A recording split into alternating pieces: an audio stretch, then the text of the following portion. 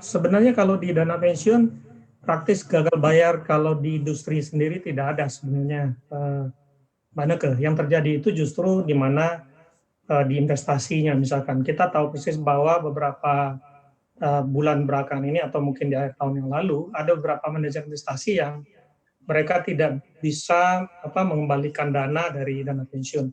Lucunya adalah pada saat masuk itu kondisinya bagus gitu ya.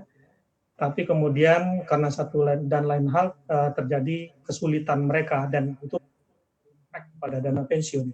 Jadi sebenarnya yang kita investasikan di pasar modal justru yang sekarang jadi permasalahan. Kalau kita kembali kepada POJK nomor 44 ini sendiri, itu dana pensiun melihatnya bahwa sebelumnya seperti tadi sudah dijelaskan oleh Pak Suwandi, kalau di kita itu sebenarnya hanya ada 6. Waktu itu bahkan yang 3-nya masih sama sekarang ya, risiko strategi, operasi, dan liabilitas. Sementara yang selama ini yang kita pikirkan itu ada risiko dukungan dana, risiko tata kelola, risiko pengurusan, itu dihilangkan. Yang muncul sekarang adalah risiko patuhan, reputasi, hukum, kredit di pasar. Kita melihat pengaturan risiko itu sendiri sepertinya diusahakan sama untuk seluruh industri, padahal secara secara karakteristik dana pensiunnya agak sedikit berbeda.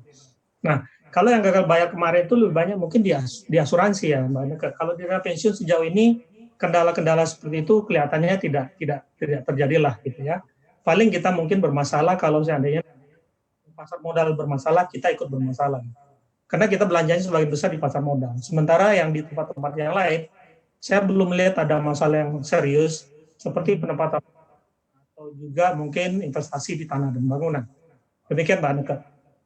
Ini artinya Anda berharap ada regulasi yang lebih spesifik begitu untuk ke dana pensiun?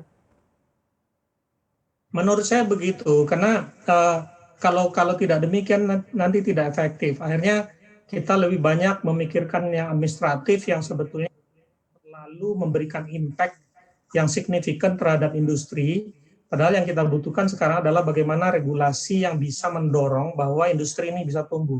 Karena sampai dengan sekarang yang terjadi itu adalah penurunan jumlah pemain, bahkan tahun 2018 itu peserta dana pensiun itu masih sekitar 4,6 juta, tadi saya baca per tahun 2019 itu tinggal 4,38 juta, jadi yang terjadi itu justrunya penurunan jumlah dana pensiun, penurunan jumlah peserta, bahkan asetnya hampir tidak berkembang.